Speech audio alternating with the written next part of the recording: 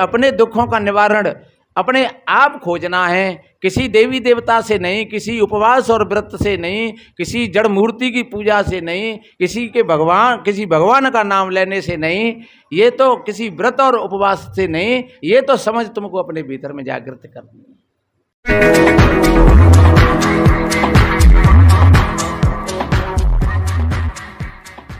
मंगल में मंगल करने मंगल रूप कबीर,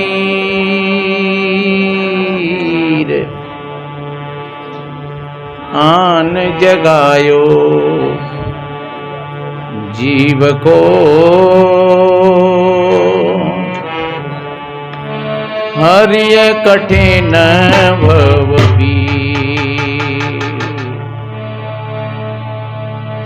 आन जगायो जीव को हरिय कठिन भव पीर। विश्ववंदनी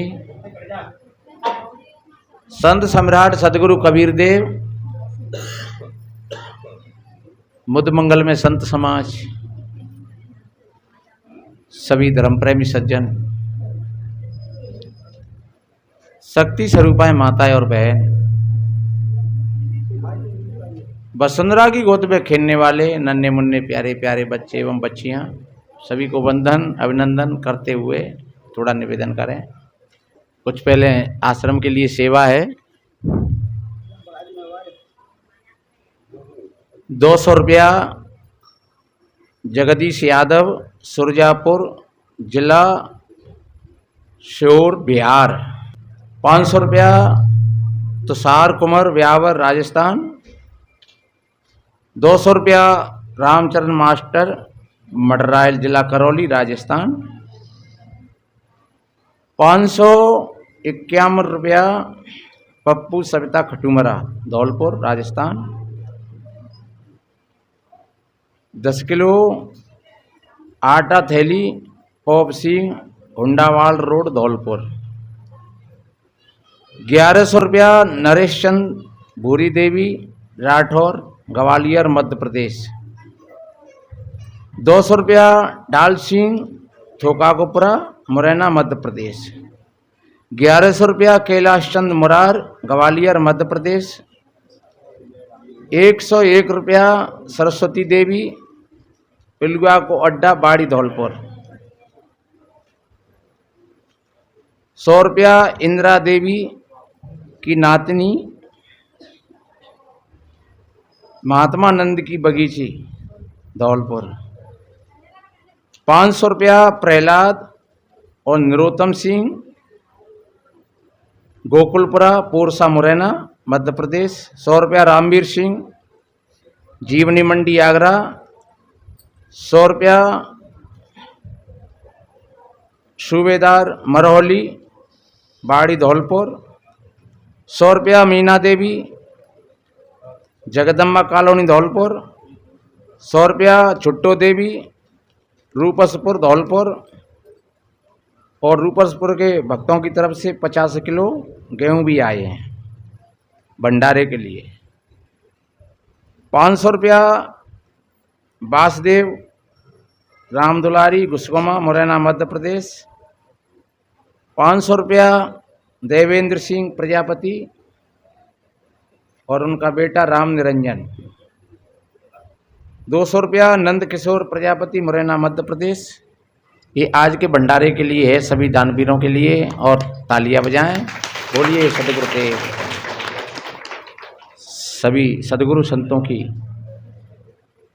दया अनुकंपा से सभी फलते फूलते रहें।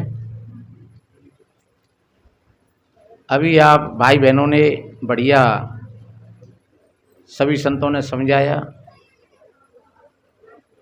और प्रत्येक भाई बहन सुख की तलाश में है। इससे ये सिद्ध होता है कि प्रत्येक प्राणी दुखी है, कहीं न कहीं किसी न किसी क्षेत्र में दुख है। कोई पैसे के कारण दुखी है तो कोई बेटी बेटाओं के कारण दुखी है, कोई पत्नी से दुखी है तो कोई पति से दुखी है, कोई पड़ोसी से दुखी है, कोई शरीर के रोगों से दुखी है। कहीं न कहीं किसी न किसी क्षेत्र में कबीर साहब जी ने तो अनुभव किया कि तंदर सुखिया कोई नहीं देखा, जो देखा सो दुखिया हो। उदय अस्त की बात कहता हूं, सबका किया विवेका, और वाटे वाटे सब कोई दुखिया। क्या ग्रही बैरागी, संत महात्माओं में भी, सन्यासियों में भी, मठ मंदिरों में भी खूब पूजा कर रहे हैं पंडित पुजारी, खूब धन भी है, खूब सारे आराम है, लेकिन फिर भी दुखी है कहीं ना कहीं। तथागत बुद्ध कहा करते थे, संसार सर्वम दुख। ये संसार पूरा का पूरा दुख का ही स्वरूप है। पर एक बात उन्होंने और कही कि दुख वैसे ही नहीं है, दुख का कारण है। कहीं न कहीं कुछ न कुछ कारण है, और उस कारण से अगर आपकी समझ में आ जाए तो आप मुक्त भी हो सकते हो उसकी खोज करने से। किसी देवी देवता की पूजा आराधना करने से नहीं, किसी ईश्वर और भगवान का नाम लेने से नहीं, उस दुख के कारण का पता लग जाए कि दुख कहां से शुरू हुआ है, तो तुम उस केंद्र पर पहुंच जाओगे। अब तुमको उसका पता ही नहीं है कि दुख कहां से है, और तुम फिर भगवान को नाम ले रहे हो कि हे भगवान हे भगवान हे भगवान। अब पेट में दर्द हो गया है, तुमने कोई गलत चीज खा ली है और पेट में दर्द हो रहा है। अब तुम कोई ऐसे चूर्ण की तलाश करो कि जिससे तुम्हारा पेट साफ हो जाए। अब तुम भगवान को नाम ले रहे हो या कोई देवी देवता के हाथ जोड़ करके खड़े हो, तो अब तुम्हारे पेट में जो गैस बन रही है वो कोई मंत्र से थोड़ी चली जाएगी, और वो किसी के नाम लेने से थोड़ी चली जाएगी, वो किसी के नाम लेने से नहीं जाएगी। इसलिए दुख है संसार, लेकिन दुख का कारण है। तुम जिस जगह पर पहुंचो कि आज मैंने भोजन क्या पाया था, और आज भोजन पाया है और पेट में दर्द हो रहा है, इसका कारण क्या है? इसका कारण कोई चीज वो हमको पच नहीं रही है, इसलिए गैस बना रही है वो, और पेट में दर्द हो रहा है। या तुमको बुखार हो गया, खांसी हो गई, या शरीर में कोई गांठ बन गई, तो संत महान पुरुषों ने कहा है कि तुम उसकी खोज करो कि ये बीमारी कहां से शुरू हुई है। आप भाई बहनों में लड़ाई है, विवाद है, और तुम कोई किसी नाम का जप करो या तुम उपवास करो, भूखे रहो। 8 में माता मैया की अष्टमी होती है, पूर्णमासी, चौदस या कौन सा भी दिन तुम उपवास करो, पर वह लड़ाई के कारण ना समझ रहे कि जी लड़ाई कहां से चली है, तो तुम्हारी लड़ाई का समाधान नहीं होगा। लड़ाई का समाधान जब ही होगा, लड़ाई काहे पे चली कि जाको लड़का हमारे गिलास से उठा ले गए, लड़ाई बहते चली। तो जाको लड़का गिलास से उठा ले गो और मारो लड़का थारी उठा लाओ, तो फिर बागी तक लग गई तो फिर वो लोटा उठा लेगा, और तुम दुखी हो और लड़वे को तैयार हो, बार बार क्रोध आए रहो है। तो इसका तुम्हारे बार बार की पूजा करने से, प्रार्थना करने से, किसी मंत्र का जाप करने से उसका समाधान होने वाला नहीं है। उसका समाधान जहां से शुरू होगा कि लड़ाई कहां से शुरू भई, कि लड़ाई भई गिलास कटोरी पे शुरू। तो या तो तुम्हें ये कहनी समझनी पड़ेगी कि चलो 10 रुपया की कटोरी भाड़ में जान दो, और बात कह दो कि बहना खूब बात ना, बच्चा आए और ले गो तो ले जान दे, तो ठीक है बहना खूब बात ना ने, हमारो लड़का तो थाली उठा लाओ तो खूब बात ना ने, तो बाकी कटोरी बाप पहुंचेगी, बाकी थाली बाप पे आएगी, ये दोनों लंगते मिल गए और समाधान है। गो न भूखे मरवे की जरूरत पड़ी, न को देवी देवता की प्रार्थना करने की जरूरत पड़ी, न को भगवान के स्मरण की जरूरत पड़ी, पर हो रहा है उल्टा। रोगी और दवा कछु और रही, क्यों हो गए जीना, और अमृत के धोखे में तूने जहर पान कीना, फंस के जड़ अध्यास बंधन में मूर्ख गुरुपद नहीं छीना। रोग तो कुछ और है और दवाई कुछ और कर रहे हैं। दर्द है रो कहूं और पट्टी बांध रहे हैं कहीं। तो अब दर्द हो रहा है कहीं और पट्टी बांध रहे हैं कहीं, तो फिर उसका उपचार कैसे होगा? इसलिए मेरे भाई बहनों, ये अपने आप को समझना है। आज हमारा चित्त किस कारण से दुखी है? हमारे सामने से कोई चीज चली गई है तो ये नियम है कि जो चीज आई थी तो वो चली गई। हमारा उस चीज से इतना ही संबंध था, इतने ही दिनों का था। फिर चाहे वो पैसा हो, चाहे कोई बेटी बेटा हो, चाहे कोई मित्र हो, पड़ोसी हो, जितना हमारा संयोग था उस चीज से, उतना हमारा और उसका साथ रहा, संयोग रहा। और अब वो चीज नहीं है तो अब उससे कोई लेना देना नहीं है, क्योंकि पहले भी नहीं थी। कहू आदमी एक अटैची पाएगी नोटने की, बड़ो खुशी बहुत देख के वहां में नोट ही नोट भर रहे। 2 दिना 4 दिना 6 दिना वाले क्या संग ही संग बाकी बड़ी रखवाई करे और वह देखा भारी करे। महीना 2 महीना 4 महीना है गए और फिर को ऐसा मौको बैठे को सुबह को और लेगो बाबा छुड़ाएंगे, चुन लेगो। अब रो रो का हाय मेरी अटैची भैया वहाँ बहुत रुपया है, बहुत रुपया है, बहुत रुपया है। बोले भैया कहाँ थे आए वे रुपया? भाई भैया आए तो कहाँ थे?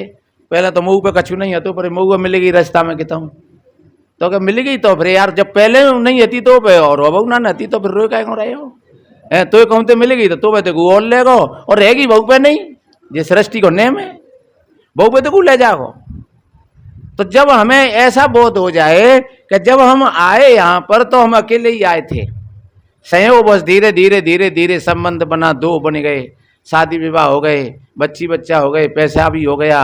लेकिन फिर एक वक्त वो ही आया कि हम उसी स्टेज पर जाकर के फिर पहुंच गए। इसलिए मेरे बहन भाइयों, ये बड़े गहरे ज्ञान की बात है। आप अपने अपने अपना अपने भीतर में खोज करिए और ये मन समझना, हम साधु महात्मा हैं। कोई भाई बहन सोचते होंगे कि हम इतना सत्संग करते हैं और साधु महात्माओं के पास बैठते हैं, लेकिन फिर भी हम इतने दुखी क्यों हैं?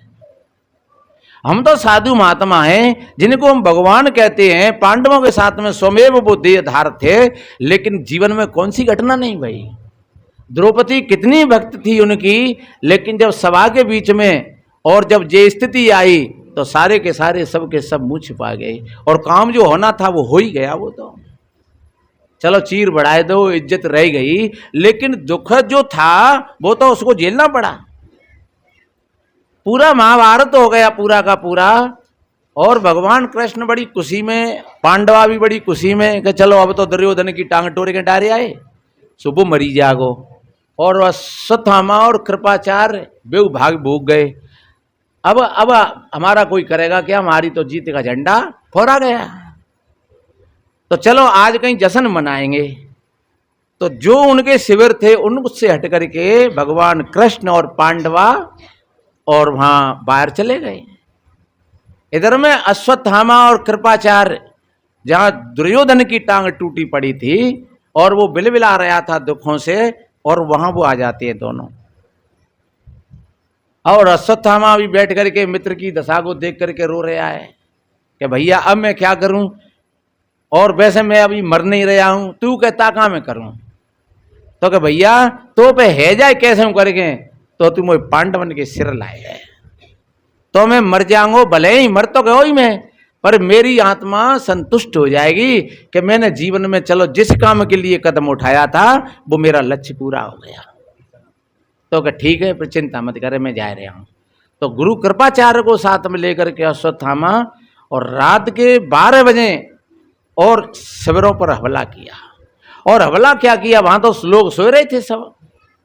एक तरफ द्रौपदी के 5 बेटा सो रहे थे और एक तरफ उसका भाई सो रहा था धृष्टद्युम्न, और उसके सारे के सारे सभी लोग सोए रहे। और जाकर के उसने रात 12 बजे हमला किया तो शिविरों में आग लगाई दी और द्रौपदी के 5 पुत्रों के सिर काट लिए और धृष्टद्युम्न का भी वध कर दिया। और भी वहां हजारों लोग थे शिविरों में, वो सब का काट काट करके स्नात कर दिया।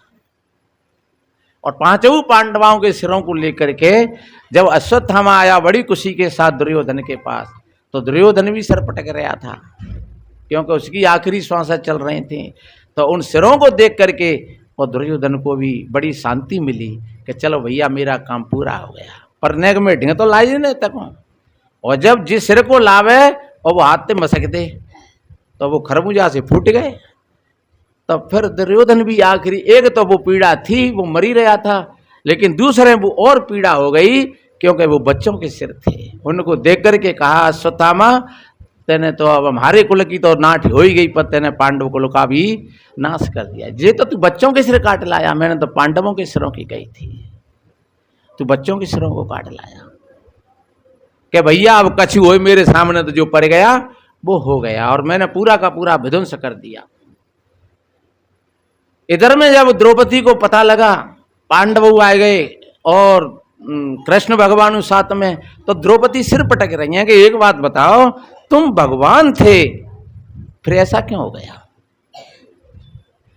तुम भगवान थे, अगर तुम जानते थे तो फिर तुमने ये बताया क्यों नहीं कि आज रात को ऐसा होने वाला है? और तुम वास्तव में ही समदर्शी थे तो फिर तुम इन पांडवों को लेकर के तुम शिविरों से बाहर क्यों चले गए? ये द्रौपदी ने रोते रोते हजारों प्रश्न कृष्ण के सामने खड़े कर दिए, लेकिन कृष्ण तो मौन थे। तब आखिरी में जब वो रो रो के और कह के अपनी बात ने जब थोड़ी सी धैर्यता मिली, तब उन्होंने कहा कि द्रौपदी ये कर्म का भोग है, ये सबको भोगना पड़ता है, ये होना ही था। मैं कह भी देता तब भी ये रुकने वाला नहीं था।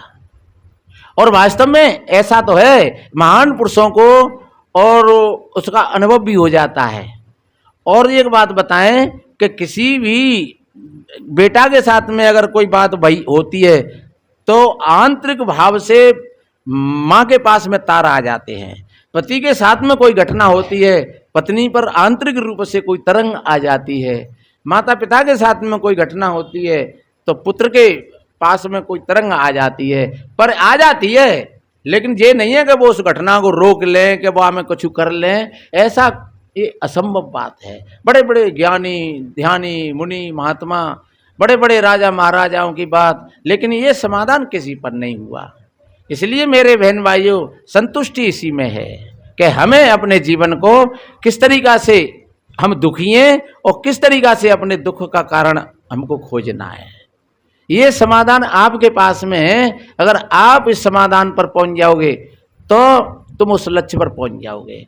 और घटना तो कोई भी होगी, उसको तुम रोक नहीं पाओगे। चाहे तुम्हारा बेटा हो, कि बहू हो, कि बेटी हो, कि मित्र हो, कि पड़ोसी हो, कोई भी घटना अगर होने के लिए जा रही है तो तुम रोक नहीं पाओगे।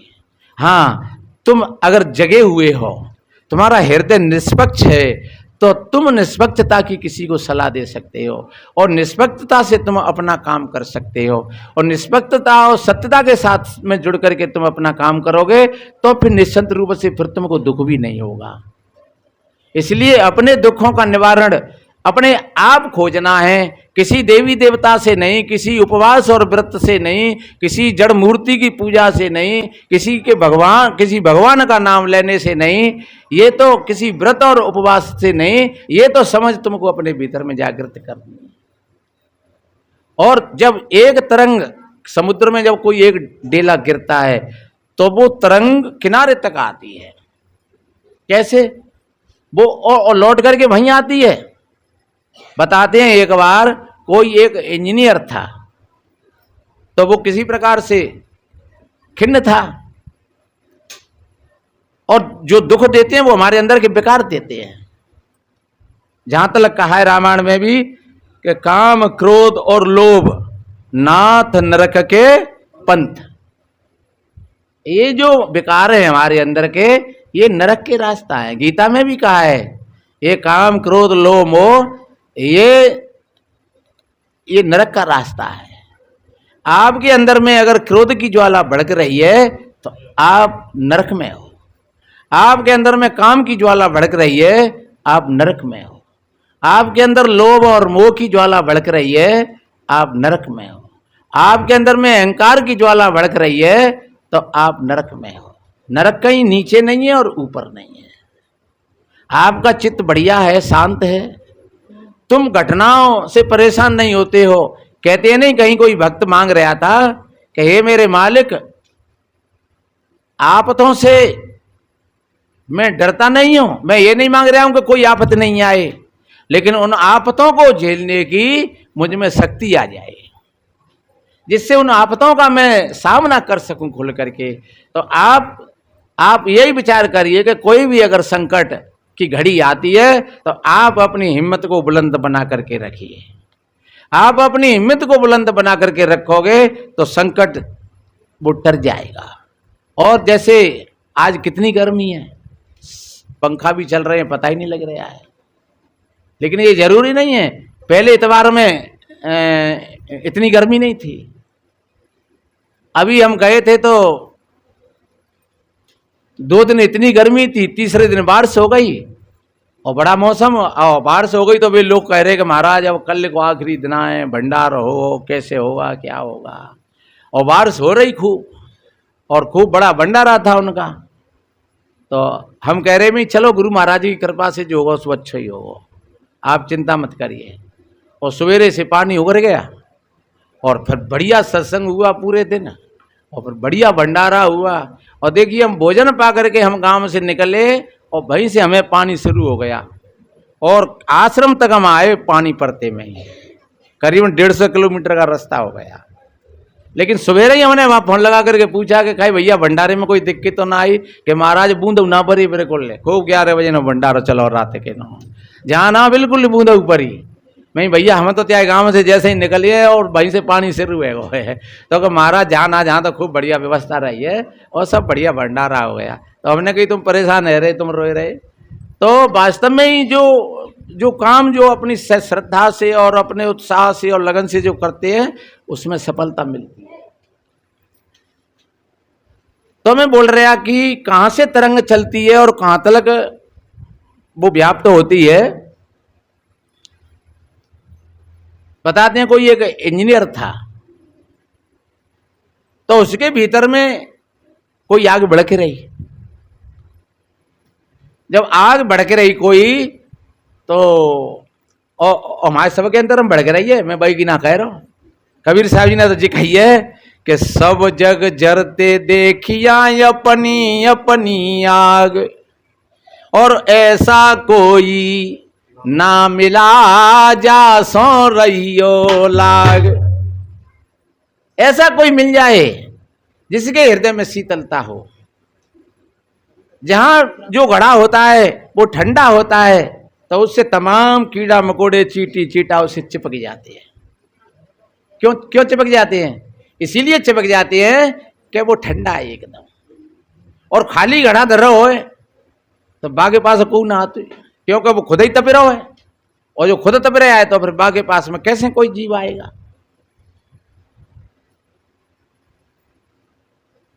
तो ये आग हमारे सबके अंदर में लगी है। काम की आग, क्रोध की आग, लोभ और मोह की आग, आशा तृष्णा सब घट व्यापी, कोई मेल नहीं सूना, कोई मेल सूना नहीं है। और एक बात बताएं, काऊ के वास्तव में काऊ के क्रोध की आगे लगी होए, और अगर काऊ के पास में होए संतोष और शांति रूपी जल हो, और अगर बात ताकन मिल जाए थोड़ा सा, वो एक सबसे बड़ा धर्म समझना उसको। उसकी आग को भड़काए नहीं, उसको शांत करने का प्रयास करे जैसे हो वैसे। अगर उस समय फटकारने की आवश्यकता हो तो फटकार भी दे, क्योंकि आग को बुझाने के 2 ही तरीका होते हैं, या तो उस पर पानी हो पर्याप्त रूप से तो आग बुझ जाएगी, या फिर कोई ऐसी चीज हो कि वहां पे धूल धप्पड़ फेंक दे तो आग बुझ जाए। और काऊ तरह से अगर आग बुझ जाए तो समझ लो कि वो आपने बहुत एक बढ़िया काम कर लिया। तो जहां अगर कोई इस पीड़ा से अगर कोई परेशान है तो वास्तव में उस पर नाराज नहीं होना चाहिए, उसको किसी न किसी तरीका से और उसको समझाने का प्रयास करना चाहिए, क्योंकि वो तो बेचारा खुद ही दुखी है। जिसके भीतर में जो आग लगी है, क्रोध की आग में जल रहा है, सदगुरु कबीर साहब जी ने तो कहा है ऐसे लोगों पर तो दया करो। जितना भोजन का पुण्य नहीं बनेगा, उतना पानी का पुण्य नहीं बनेगा, उतना पैसे का भी पुण्य नहीं बनेगा जितना अगर कोई भयभीत है और तुमने उसको भय से मुक्त कर दिया। अंदर में काम की आग भड़क रही है, उसको नींद नहीं आ रही है और तुमने किसी तरीका से उसको अगर संतुष्ट कर दिया तो समझ लो आपने एक यज्ञ कर लिया। क्योंकि वो बहुत दूर तक, मैंने कहा था कि समुद्र में एक डीम पड़ जाए तो उसकी जो तरंग होती है वो किनारे तक पहुंचती है। तो वो इंजीनियर अपनी आग में भड़क रहा, उसके पास में उसका नौकर आया तो बाने अपनी भड़ास नौकर पर उतार दी। क्योंकि भड़ास होते नहीं भीतर, कहीं कहीं ऐसा ही होता है। उसने नौकर पे भड़ास उतार दी। अब नौकर बेचारा तो नौकर हो, वो अपने घर को तो बाने अपनी भड़ास अपनी पत्नी पे उतार दी। और बेचारी पत्नी तो पति थे कछु कछु ने कहा दबती है तब तो अब वो बा को बच्चा आएगा, 8-9 साल को बच्चा होगा, सब उठाएगा डंडा, पत्नी ने अपने मोड़ा में दे दो डंडा, बड़ुआ खा के छोड़ेंगे, जीवन नहीं देंगे। अब मोड़ा हुआ गुस्सा आएगी, सो मोड़ा ने उठाए डंडा और द्वारा पे कुत्ता बैठो सो मसक के कुत्ता में दो। ओ नारा बित्ते बुई इंजीनियर आयरन ने करेगा, सो कुत्ता बका बका बाप चढ़ बैठो। अब खाते चली बात, बा ने नौकर पे भड़ास उतार दी, नौकर ने अपनी पत्नी पे उतार दी, पत्नी ने अपनी मोड़ा पे उतार दी, मोड़ा ने उठाए कुत्ता पे उतार दी और कुत्ता तो न बुई आएगो, सो कुत्ता बराबर आयो बाप चढ़ बैठो इंजीनियर पे। अब पता लगा कि भैया वो कुत्ता खाएगा, इंजीनियर साहब को कुत्ता खा गया। कुत्ता कौन को कहाँ से आओ, तो फिर बा नौकर ने कही महाराज कही वो कुत्ता तुम्हारा ही है तो कि भाई वो ऐसे कट्टर कुत्ता को क्यों पाला था?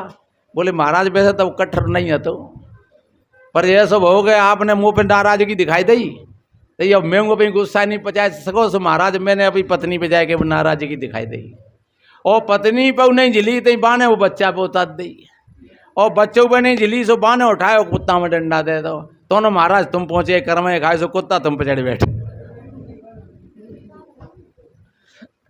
तो इसलिए एक जगह कहीं अगर समुद्र में डीम पड़ जाए तो उसकी लहर और किनारे तक आती है। ऐसे ही घर में जब एक व्यक्ति को विकृति होती है तो फिर वो विकृति पूरे के पूरे घर को परेशान कर देती है और पड़ोस को भी परेशान कर देती है। आश्रम में 10 लोग हों 50 लोग हों, अगर एक आदमी अगर विकृति फैला दे तो वो सब के सब लोग फिर परेशान, क्योंकि वो तरंगे नहीं, वो तो लपट है, वो निकलते हैं तो फिर में सब। तो ज्यादा समझदार वे लोग होते हैं कि पहले प्रथम चरण में तो ये है कि अपने भीतर में अगर कोई आग लगी है तो उसको अपने अंदर में समझे कि जी मेरे आग काय की लगी है। अगर बात है, अगर किसी ने समझ लिया तो जो समझ ले वो सबसे ज्ञानी है और सबसे समझदार है और चतुर है। और ये कहा है कि बड़े आलिम बड़े फाजिल, किसी विद्वान ने कहा है बड़े आलिम बड़े फाजिल, बड़े आलिम इल्मी, बड़े आलम बड़े फाजिल, बड़े विद्वान, मगर उसी रास्ता से आ निकले जिधर नादान घिसता है। बड़े आलिम बड़े फाजिल मगर विषयों के बस होकर उसी रास्ता से आ निकले जिधर नादान घिसता है। बड़े इल्मी थे, बड़े विद्वान थे, बड़े संत महात्मा थे, बड़े उपदेशक थे, लेकिन बाई रास्ता पे आकर के निकल गए जिधर एक मूर्ख और बेवकूफ आदमी गुजरता है। तो फिर सदगुरु कबीर साहब कहते हैं काम क्रोध मत लोभ की, जबलक घट में खान और तबलक पंडित मूर्खा, दोनों एक समान। फिर आप सत्संगी नहीं हो, फिर आप साधु नहीं हो। अगर आपने उस व्यवस्था को बिगाड़ा या आपने वो ऐसी चिनगारी छोड़ दी कि वो समाज में उथल पुथल पैदा हो गई और ये चारों तरफ चिनगारियां फैलने लगी, तो आपने बहुत बड़ा पाप कर दिया, आपने अधर्म कर दिया बहुत बड़ा। फिर आपकी समझ और आपका विवेक और आपका क्या परिचय रहा? आप कितने इल्मी रहे, आप कितने विद्वान रहे? आप कितने सत्संगी रहे, अगर जो इतनी बात समझ में नहीं आई तो फिर क्या हुआ उस सत्संग का, क्या हुआ उस विद्वता का। इसलिए हमेशा बड़ी सावधानी, सदगुरु कबीर साहब जी ने कहा है, संभल करके बोलिए, संभल करके चलिए, संभल करके अपना काम करिए। आप अगर होश में संभले हुए हो तो ये सारी की सारी चीज़ें आपको परेशान नहीं करेंगी। आप थोड़े से भी लापरवाही में आ गए, आप थोड़े से भी बेहोशी में आ गए तो फिर आप अपने लिए बहुत कांटे बैलोगे चारों तरफ। इसलिए मेरे भाई बहनों, सावधानी के साथ अपना जीवन जियो। और एक निवेदन करें, जो 8 और 9, 10 ये जुलाई का महीना आ रहा है, गुरु पूर्णमासी का पर्व है, और इसमें सभी भाई बहन तन से मन से धन से सेवा करना खूब। और देखिए दान सब बराबर होता है, पैसे आप दे रहे हैं, पैसे का दान होता है, और अन्न का दान भी ज़्यादा खूब महत्व रखता है, ये भी ध्यान रखना। तो जितना जैसा श्रद्धा से जो बने जिन भाई बहनों पर, वो जरूर उसमें 4 दाने शामिल करना। क्यों कि बताते हैं, है तो पौराणिक कथा, पर वो कथा ही है, पर बाको सार हमें समझना है। बताते हैं कि राजा कर्ण सोने का दान करता था, तो सोने का दान करते करते और फिर कोई ऐसा समय आएगा, तो जब वो पहुंचा स्वर्ग में, तो बताते हैं कि फिर भाई सोनो ही खाए मिलो, कह ले भैया खाई ले, सोनो ही तेने बांटो है। तो सोनो, अब सोने तो थोड़ी अब भूखो बुझेगी, इसलिए तो कि भाई अब क्या किया जाए, तो मरे भूखे जाटा नहीं। अब कथा है जी, हाँ, उसका सार समझना है। तो बताते हैं कि अब सोनो के तो कि भैया अब मुझे कही भैया थोड़ी सी सेवा और दे, तो फिर बताते हैं कि 15 दिन और दे, ताजी कनागत ना मनाते ही, तो फिर वे 15 दिन दे, तो वे 15 दिन में फिर भैया खूब माने भोजन कराए भोजन, साधु ब्राह्मण अतिथि भूखे प्यासे खवाए भोजन, सुबह 15 दिन में ही, और पूरे जीवन को दान अन्नदान कर दो पूरो को पूरो। तब फिर साहब जाकर के पहुँचे, जो गई अब तुम्हारे काम सब बराबर हो गए। तो इसलिए कोई भाई बहन अपने थोड़े पैसे लाएं, तो बाकी संग में थोड़े से अन्न के उदान जरूर लाएं, तो इससे बाकी सम्यकता बन जाएगी। ये जीवन की सम्यकता है भाई। पानी होए और रोटी नहीं होए तो कैसे काम चलेगा, और रोटी होए पानी नहीं होए तो कैसे काम चलेगा। तो भाई दान तो 2 चीज़ें को होगा नहीं, जब रोटी को होना चाहिए और पानी को होना चाहिए, और फिर बैठे हुए बिछाते को होना चाहिए, फिर ये सारी चीज़ों की व्यवस्था होती है। और ये सारा का सारा शुभ कार्यों में ये काम आता है, ये सब धर्म ही होता है। इसलिए सभी भाई बहन तन से मन से धन से खूब 3 दिन सेवा करना और जीवन का आनंद लेना। इन्हीं शुभ मंगल कामनाओं के साथ बोलिए सदगुरु कबीर साहेब की, साहेब बंदगी साहेब।